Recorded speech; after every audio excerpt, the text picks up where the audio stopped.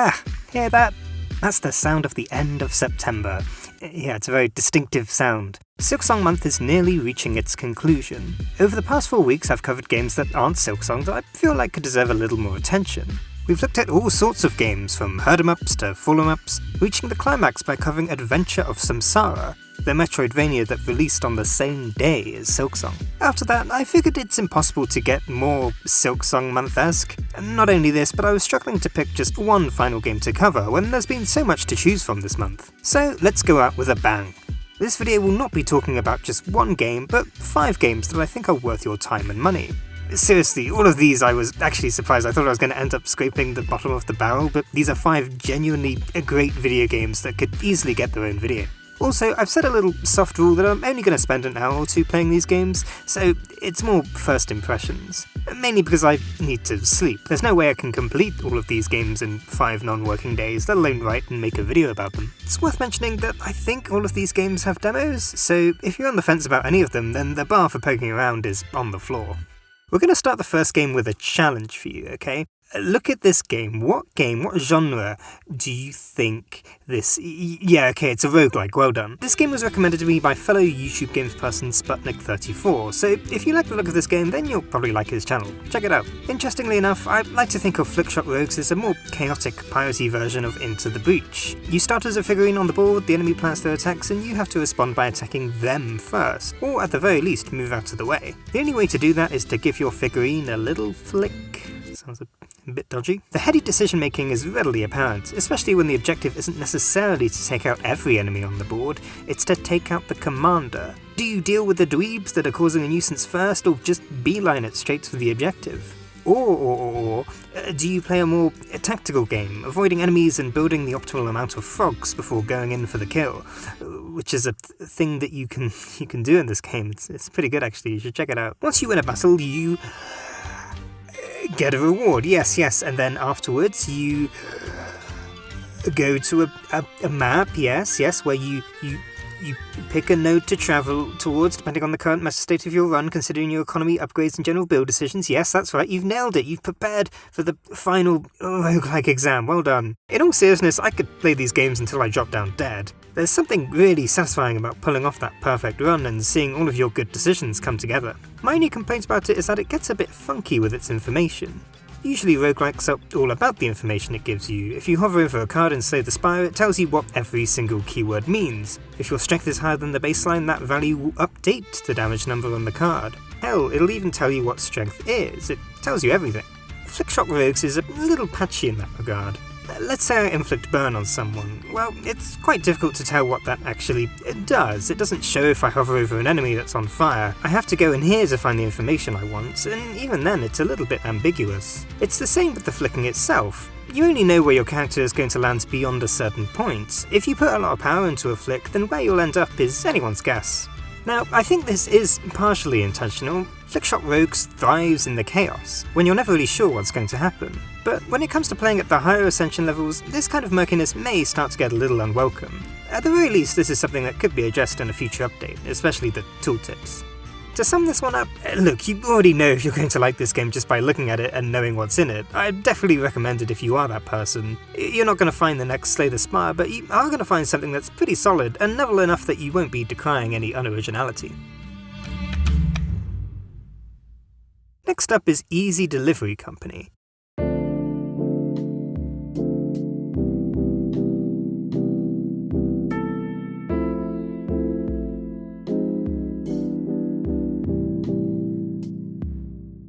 This one already picked up a lot of traction, it's doing pretty well, so I'll keep it brief. Yes, the most striking thing about this game is probably how it looks. It looks all PS1-like.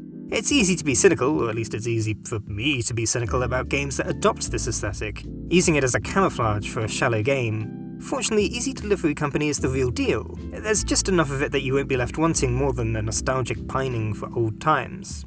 You play as an anthropomorphic cat delivery driver being paid pennies for manual deliveries. You're new in town, I think? People seem to recognise you from somewhere, and as you go around you meet a colourful cast of Animal Crossing style characters and get to the bottom of why this town is like that. Why is there a tunnel that goes to this weird structure that the entity won't let you cross? Things like that. Really, the inspirations are readily apparent. There's some Animal Crossing, Truck Sim, Silent Hill, even some It's Winter-style Concrete for good measure. Dare I say the progression feels a bit No Man's Sky in its slowness, save for the fact that the quest for gradual upgrades has a turnaround time in the hours rather than the hundreds of hours. But there's a fine line to be tread here between engagement and boredom. If you want something that's fast and frantic, you might be better served by one of the other particular games on this list, no spoilers. It's kind of difficult to tell just where on the line its commentary you're supposed to reside here. Getting by is definitely tricky. You have to balance your energy, ridiculously expensive fuel against anything else you might want to get. Yet I can't help but feel relaxed when I play this game. I feel like I'm wrapped in a warm blanket. There's something comforting about driving from small town to smaller town, up the hill to buy the fruit from the fruit stand. I can't really say that much more about Easy Delivery Company, both because there's a lot of stuff that you'll doubtless want to discover for yourself, but also because I can't really say much more. You get it, you can look at this game and decide if you'll like it. Just know what you're getting into. If you don't like long drives or quiet moments of contemplation, then give this one a miss, but you'll probably like it. What are you, a baby? Play the video game, eat your vegetables. In 2016, a little game called Firewatch released. In its own words, Firewatch was a single-player, first-person mystery game set in the Wyoming wilderness. You walk around the national park on your lonesome, keeping a watch for the fires, I suppose. It's fair to say that Firewatch is a modern classic. Everything about it, from the presentation to the narrative to the performance of the characters, exuded the style befitting of its pedigree. I think this image was my phone background for like 5 years. If you Google PC desktop wallpapers, chances are you'll probably stumble upon something from Firewatch. Since then, Campo Santo has been working on In the Valley of the Gods, a similar style game which releases in December 2029. When we'll all be dead. It's probably because, since Firewatch, Campo Santo have been bought out by Valve, where they get to work on the project that truly every video game developer wants to work on. The Steam storefront. In between that, working on Half-Life Alyx and banning Dota 2 players that they don't like, a vacuum has emerged where someone else could be inspired and work on a spiritual successor. And that day is here. Everybody say hello to Arctic Awakening from Goldfire Studios. It's easy to make the Firewatch comparison, especially when the game is mentioned twice on the Steam store page. You play as Kai, a pilot on a routine delivery to a remote section of the Alaskan wilderness. No prizes for guessing what happens. Your plane crashes and you have to scramble to survive and find your buddy, your colleague, before he succumbs to the elements. A little more life and death than Firewatch then. This game does a decent job at conveying a sense of danger. There's a hunger meter you have to keep track of. Every now and then you have to do some breathing exercises to clear your mind. Fear not though, this isn't a survival game. The food is there to provide some virtual filling. The relaxing is there to provide a place to relax. You won't be babysitting these meters. As you can see, it looks beautiful. A doubtless long amount of time has been spent on making the snow-covered landscape look serene and peaceful. Despite the dire circumstances, there's something nice about trudging around in this game, far from the worries of society. It's also an interesting world to explore. Somewhere in the near-ish future, the biggest marker of the period being a court-mandated therapy bot. Not exactly a necessity in surviving the Arctic wilderness. Alfie, that's his name, is there to provide a sounding board for our protagonist and to dig into his past. Those dreading a generative AI endorsement thankfully won't find it here. Alfie is a real artificial intelligence and as much of a character as the other two, harkening to a time, 5 years ago where stuff like this was kinda cool and exciting and not shit. You might find him annoying, but personally I think he's fine. The other two members of the cast are okay. At first I thought their voice actors were a little stilted, and so I went back to Firewatch and realised I actually have the same complaint. This is clearly an intentional direction. They just sound like normal guys lost in the wilderness. There's a tension between these two characters that feels real. There's clearly some bad blood between them, and they act in a convincing way that you don't often see in video games. I've seen a lot of comparisons to The Thing, and I don't think it goes in that direction, although who knows. I actually think a more apt comparison is Lost. This is a game about characters being thrust into less than favourable circumstances and being forced to put aside any grudges they might have and work together. The writing feels surprisingly mature, and there's an underlying mystery here that's, hopefully, building up to something satisfying. The past is a big aspect of this game as well. Kai has clearly done something wrong, he's hiding from something. It's almost like this crash is some kind of divine punishment for his actions. This is really good stuff right here. I honestly wasn't expecting something of this quality from a relatively unproven studio. I don't think it reaches the remarkable quality of Firewatch, but it certainly does enough to hang out with it. I can't wait to play more of this. Next up is a fun one, or a not so fun one, maybe. I'm going to echo the content warning the game itself provides here. If you're affected by eating disorders or dieting or that kind of thing, then it might be best to skip this section by going to the next chapter below. And indeed, skip the game. While I think it's a pretty humorous take on the subject, it still hits heavily, so keep that in mind. Consume Me is a sort of autobiographical game about its main creator, Jenny Xiaoxia's experiences dealing with more generally being a teenager, but more specifically being a teenager and her own body image. The game opens with her mum berating her. She decides she needs to lose some weight. What follows is a sleekly presented, extremely funny series of WarioWare-style microgames about eating, exercising, walking the dog, or doing laundry. You can probably tell from the presentation already if you're into this kind of thing, and while games often struggle to make me laugh, it got me in a few places here. If you enjoyed the childlike wonder that was in Pixar's Turning Red, then you'll probably like this too. With that said, it's a game that cares very much about the whole package. Time and effort has gone into everything, from the transitions between each day to the stretchiness of Jenny's limbs as she does aerobics. In avoiding what could have been simply an enjoyable, funny video game and nothing more, there are engaging systems at play here. The scenes are joined together by an overarching time system that wouldn't look out of place in a Persona game. 2 time units to exercise, 1 time unit to study, that kind of thing. The ultimate goal being to get to the end of the week with an agreeable measurement on the scale. But this pressure quickly begins to stack up. It's not easy being a teenager, having to juggle school, house chores, food, and whatever aspirational goals for the summer you might have. I'm not quite there yet, but there seems to be something dark and sinister lurking beneath the surface. The Geiger counter ticking of the scales being both a funny gag, but also quite dark if you really think about it.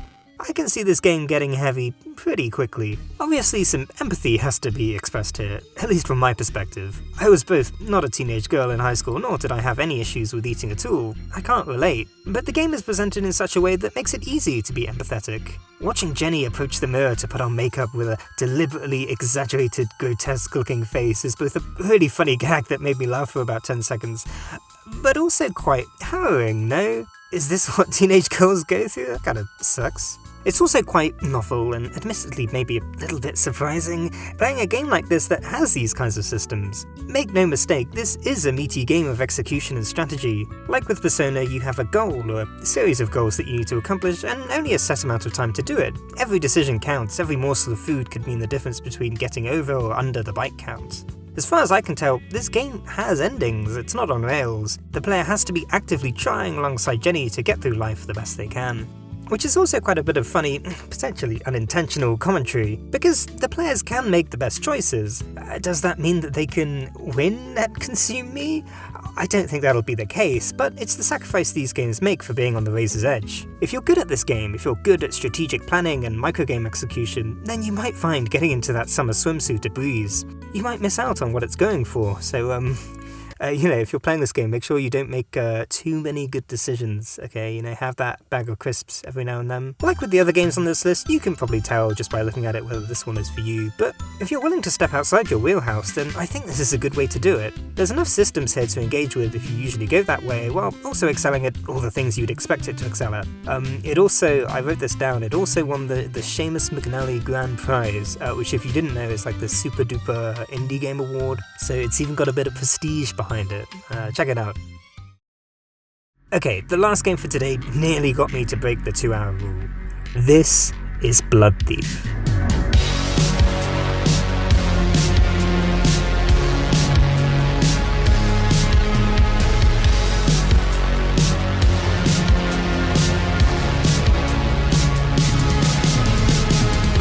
Your goal in Bloodthief is as simple as getting from the beginning of the level to the end.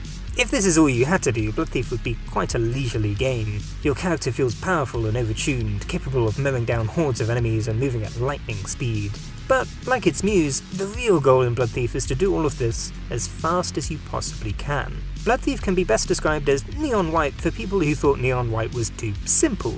Out of the gate, you're thrown technique upon technique that's designed to squeeze every millisecond of time out of the level. Coincidentally, this game reminds me of the surfing maps we talked about 2 weeks ago, but for an ever so slightly wider audience. There's wall running, crouch slide jumping, ground pounding, and this really cool maneuver where you dash towards an enemy like those Dishonored clips that YouTube keeps recommending you. Within the first few levels, you're already breaking these systems to pieces and pushing them to their limits to get the best time. And man, am I glad these top ranks are challenging. I've only gotten 2 so far.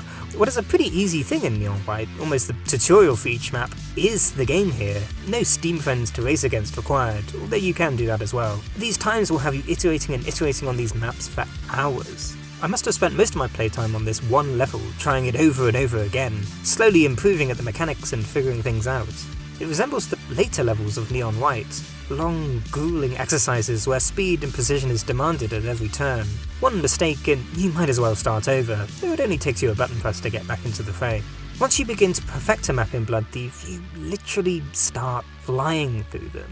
It's one of those crazy Half-Life 2 speedruns, but you're the one doing it. There's very little in games that reaches this high for me. There isn't much of a narrative to speak of, so if you were in Neon White for the anime, you won't find much here. It's Thief, the Dark Ages inspo should be pretty obvious to anyone who's played it, and at least provides a little bit of flavouring. Like with basically every game on this list, I can't wait to get back to it. I'm probably going to start playing again as soon as I hit the upload button. If you're craving more Neon White, or you've not heard of Neon White and you're a fan of surfing or speedrunning or whatever, then please do not miss out on Bloodthief. Before I close for the night, I want to give an honourable mention to Wonder Stars. I gave the demo a try, and while I don't think it's for me, it might be for you. Wonder Stars is a word-based, turn-based fighting game where you use the aforementioned words to fight a bunch of different things. For example, you could just throw a punch, or you could throw a super punch, or a super fire punch. Yeah, this game appeals to the person who shouted at the TV while watching anime as a kid. That wasn't me, but if it was you, you'll love this. Forget the sleeve, Wonder Stars wears its Dragon Ball inspiration as a full-body tattoo. It looks amazing. It's rare to see animation so faithful in a video game. It's like the spirit of Toriyama himself has animated these characters. I didn't get too much into it. Like I said, I don't think it's for me, but it's definitely for someone watching this. Maybe your homework for today. If you like the look of this game, check it out and report back in the comments.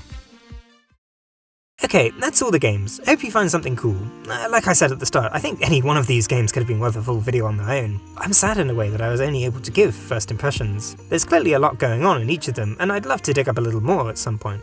But I'm sad to say, that's it for Silksong Month. I'll be honest, it's been a pretty huge undertaking. Between videos and my full-time job, I've not really had the time to do much of anything else, but it's been worth it, both as a way to release some more videos, but also talk about games that don't get the coverage they deserve. I've noticed, this year especially, that these would be the kind of games that would get wall-to-wall coverage a few years ago, but the waves that have been hitting the games industry are hitting doubly for games media. With a reduction in staff and a shift in content strategy on many major sites, some of these games are getting left behind.